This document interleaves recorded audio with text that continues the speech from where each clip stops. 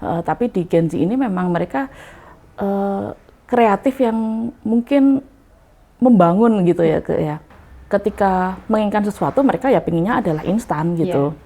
Padahal tidak semua itu bisa cepat.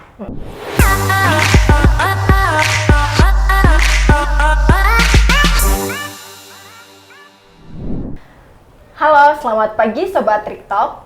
Kembali lagi dalam acara Trik Podcast.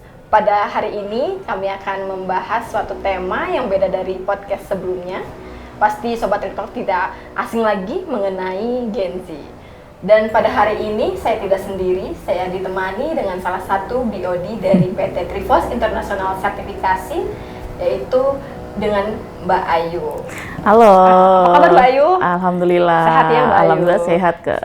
Oke Mbak Ayu, saat ini kan sedang hitsnya nih mengenai Gen Z di pekerjaan mereka. Dan Indonesia kan ini salah satu negara yang paling banyak penduduknya ya Mbak Ayu. Nah, dalam data dari BPS itu disebutkan bahwa penduduk di Indonesia yang usianya termasuk produktif itu salah satunya adalah Gen Z. Nah, menurut Mbak Ayu sebagai BOD perusahaan, gimana sih karakteristik dari Gen Z ini gitu Mbak? Oke. Mungkin kita bisa melihat dulu ya Kak ya, Gen Z itu ada di generasi yang mana gitu. Kalau kita melihat dari tata waktunya gitu kan, kita punya the greatest generation sama the silent generation gitu ya. Itu adalah dua generasi yang memang mengalami masa-masa perang gitu, dan sepertinya hidup mereka memang cukup berat gitu ya, karena mereka ada di perang, lalu kondisi ekonomi, makan dan sebagainya itu masih butuh effort lah, mungkin masih sangat kurang begitu. Lalu habis itu ada baby boomer. Baby boomer itu ada di tahun 46 sampai 64. Ini mungkin adalah nenek-nenek kita atau ibu kita, ayah kita gitu ya. Atau mungkin buyut ya kalau sama kakak ya. Itu buyut ya. Oke. Mereka juga kreatif karena di level tertentu kehidupan mereka itu mereka harus bagaimana caranya mereka survive gitu. Jadi mereka juga bisa mengkreatifkan apa-apa yang ada. Contohnya nih kayak baju gitu kan. Terus itu sudah ada yang sobek, terus nanti bisa jadi tas dan sebagainya, biar kita tidak perlu membeli tas gitu kan. Nah terus habis itu ada generasi X, itu ada di 65 sampai tahun 80. Kalau mungkin sekarang sering kita ketahui dengan sandwich generation ya, walaupun mungkin yang mengalami sandwich generation juga nggak hanya generasi X gitu, X ya tadi ya, tapi bisa yang lain juga gitu. Tapi mungkin sebagian besar ada di mereka, lalu setelah itu ada di milenial, mungkin itu di kita ya, tahun berapa nih berarti kan, ketahuan nih, tahun 81 sampai 96 gitu ya, itu ada di milenial, terus apalagi, barulah di Gen Z gitu, di 97 sampai 2012 gitu. Nah, mungkin usia produktif sekarang lebih didominasi oleh yang milenial dan Gen Z-nya itu sendiri gitu ya. Nah, di sini perlu kita tahu juga bahwa setiap lompatan generasi, entah itu dari the greatest, the silent, lalu Gen X, milenial, lalu habis itu ada Gen Z gitu ya. Itu pasti akan membawa sesuatu perubahan yang bisa dikatakan besar atau kuantum gitu. Misalnya kayak di Gen Z, mereka itu melek teknologi banget. Karena ketika mereka lahir anggap aja di awal tahunnya adalah tahun 97 gitu ya. Ketika mereka sudah sudah bisa sedikit mandiri, artinya mungkin di usia-usia TK gitu atau mungkin SD gitu ya. Mereka sudah tahu teknologi-teknologi yang saat itu memang mulai gencar ada gitu. Sementara ketika di milenial di tahun 81 gitu ya, ketika mereka TK atau SD ya mereka masih biasa aja mungkin seperti yang sebelumnya. Tapi ya tetap di antara masing-masing generasi itu selalu ada perubahan, selalu ada gap gitu kan. yang tentunya itu antar generasi itu sendiri untuk bisa berkolaborasi itu butuh suatu treatment yang tentunya beda-beda gitu. Nah, di Gen Z itu sendiri selain tadi sudah melek teknologi gitu ya, karena mereka sudah dapat paparan, mereka itu juga kreatif. Mungkin tadi udah aku sampaikan ya bahwa semua generasi juga ada kreatifnya sendiri-sendiri gitu.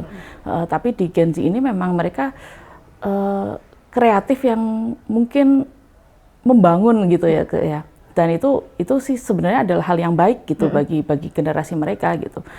Lalu selain kreatif, mereka juga ekspresif. Jadi mereka itu berani untuk speak up gitu. Misalnya ada sesuatu yang dinilai itu kurang proper atau kurang sesuai dengan nilai-nilai gitu, mereka berani untuk speak up itu gitu. Lalu selain itu mereka juga peduli sama lingkungan. Karena kita juga dihadapkan pada isu-isu lingkungan yang semakin santer gitu ya. Jika memang dari dulu kita sudah dihadapkan dengan hal itu, sudah banyak orang yang peduli, bahkan sampai ada implementasi, mungkin Gen Z lebih dari itu gitu. Mereka benar-benar sampai, walaupun kita juga perlu tahu juga ini sebenarnya mereka ikut-ikutan aja atau memang benar-benar sadar gitu ya. Tapi paling nggak mereka sudah sadar bahwa oke, kita bawa tumbler ke kantor gitu, atau kita memilah sampah dan bagaimana kita hidup dengan sustain, artinya misalnya baju kita tidak perlu fast moving dan sebagainya gitu kan. Gitu. Dan yang paling terkenal sih mereka sangat aware dengan mental health gitu ya. Jadi mau gimana juga mereka mencari yang bisa win-win dengan gitu. Betul, nyaman mental health mereka sendiri gitu. Gitu sih Kak.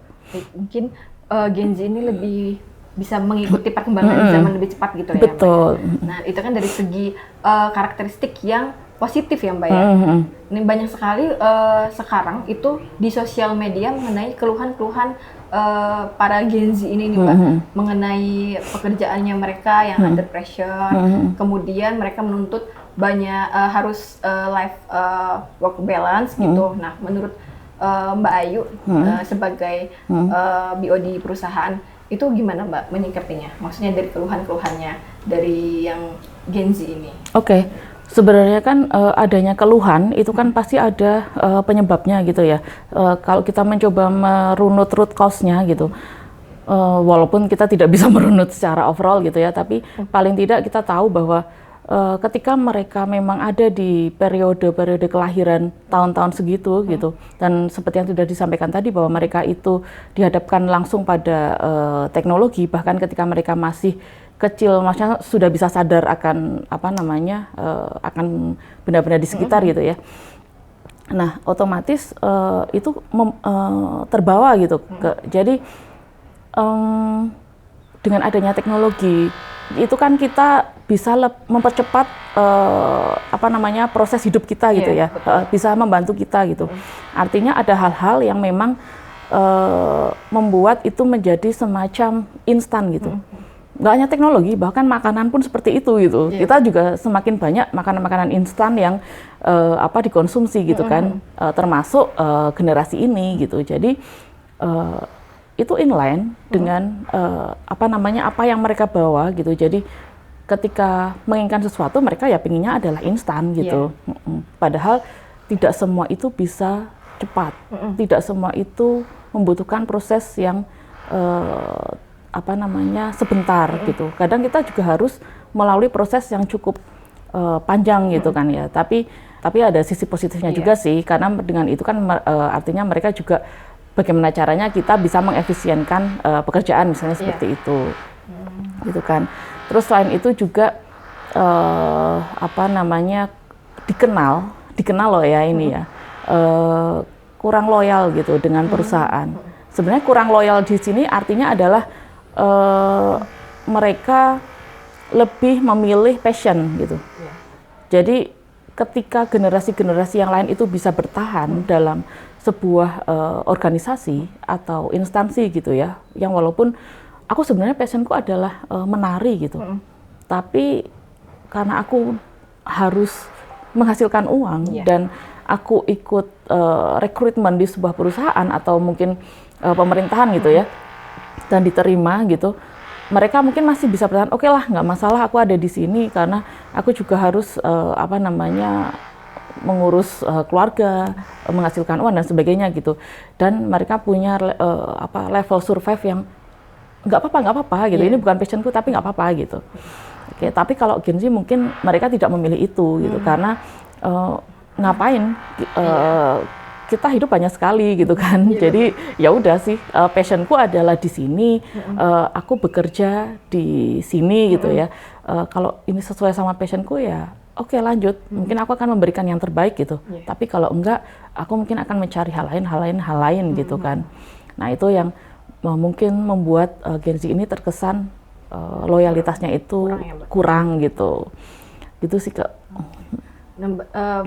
Based on experience Mbak Ayu, ini kan perusahaan Trivos juga banyak sekali ya Mbak, generasi Gen Z ini untuk win-win solution untuk Gen Z dengan perusahaan itu gimana sih supaya perusahaan juga merekrutmen karyawannya untuk maksudnya tidak mengenal generasi gitu kan, tapi sekarang ini kan banyak masuknya masih Gen Z ya untuk di dunia pekerjaan. Jadi win-win solutionnya untuk kenyamanan antara perusahaan dengan para Gen Z ini tuh harus bagaimana gitu loh. Oke.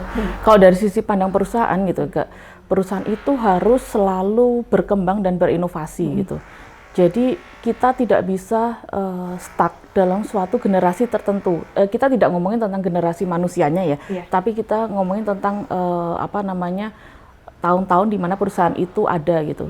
Nah, kita harus berpikir future atau ke depan gitu ya. Kira-kira ke depan atau bahkan saat ini apa sih yang perubahan-perubahan yang sedang terjadi gitu. Nah, ketika perusahaan itu tidak bisa beradaptasi, ya kita tahu sendiri gitu ya. Ada pilihan-pilihan yang mungkin harus diambil dan itu mungkin cukup berat gitu.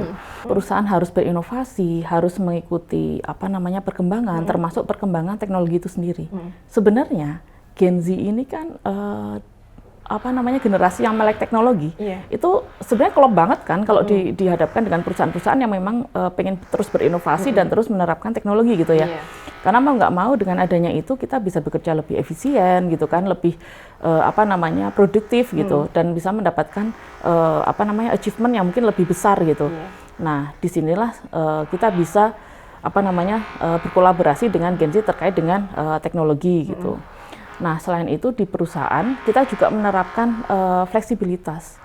Karena Gen Z itu kan karena mereka juga sesuai dengan passion gitu ya. Jadi mereka juga mungkin memiliki hal-hal di luar kantor yang mungkin ingin mereka kejar gitu. Nah, inilah yang kita namakan mungkin work-life balance gitu ya. Kehidupan antara kantor dan mungkin di luar kantor. Di luar kantor itu bisa di keluarga maupun di luar keluarga gitu. Misalnya mereka ingin itu menari gitu kan. Jadi habis dari kantor dia masih punya sisa waktu gitu ya, kegiatan lain yang mengisi feeding her souls gitu. Nah, jadinya fleksibilitas dalam bekerja dalam artian mungkin kita kalau di perusahaan kita ya kita kan menerapkan WFA kan, work from anywhere gitu. Yang penting ada outcome dan semuanya termonitor, terprogres dengan jelas gitu. Itu mungkin salah duanya gitu. Oke, jadi yang ketiga itu adalah memberikan kesempatan untuk berkembang gitu. Dan tentunya itu harus sesuai dengan nilai-nilai yang mereka pegang gitu. Jadi ada makna dan nilai di perusahaan atau bagaimana mereka bekerja yang sesuai dengan mereka gitu. Jadi contohnya mereka itu bekerja tidak hanya kamu bekerja datang pagi atau kamu membuka laptop di pagi hari lalu selesai di sore hari, itu tidak. Tapi di balik itu apa sih sebenarnya dari pekerjaan ini, apa yang bisa bermanfaat bagi kamu gitu, apa value-nya gitu. Misalnya nih kita bekerja di sektor kehutanan gitu ya. Kita bekerja tidak hanya membuka laptop di pagi hari lalu habis itu kita melayani klien dan sebagainya gitu. Tapi ada nilai yang lebih bahwa kita itu kita juga punya nilai yang lebih dalam bekerja gitu kan. Misalnya kita turut merawat bumi kita gitu kan, menjaga hutan kita dan sebagainya gitu. Itu sih, Kak. Jadi ada hal-hal yang memang perlu kita berkembang bersama dengan nilai dan makna dari perusahaan itu harus sejalan dengan teman-teman di Gen Z ini gitu. Wow, cukup menarik sekali pembahasan kita pada hari ini ya Sobat TripTalk.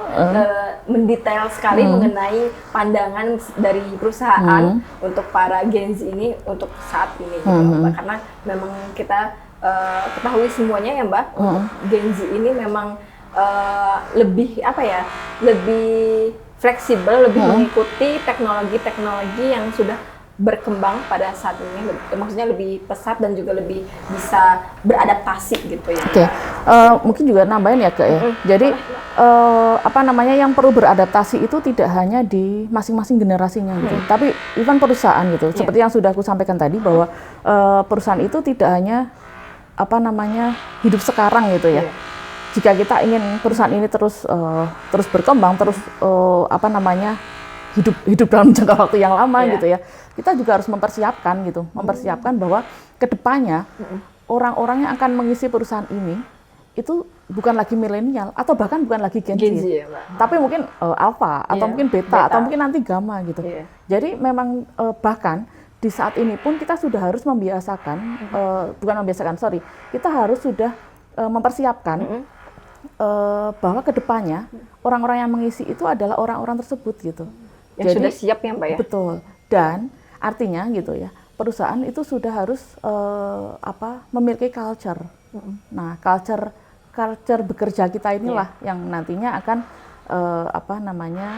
saling beradaptasi dengan generasi-generasi baru yang akan masuk gitu.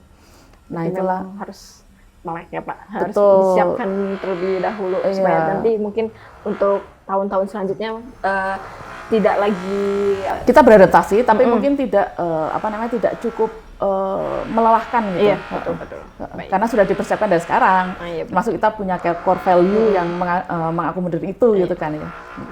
Oke, Mbak Ayu, cukup menarik, sangat menarik sih buat saya, menambah wawasan juga, mungkin menambah sudut pandang juga untuk Sobat TripTalk yang ada di rumah. Terima kasih banyak Mbak Ayu sudah bersedia untuk mengisi podcast pada hari ini. Semoga bermanfaat juga untuk Sobat TripTalk yang ada di rumah. Mungkin itu saja. Jangan lupa terus saksikan podcast Trip di YouTube channel Trip Indonesia. And see you on the next video.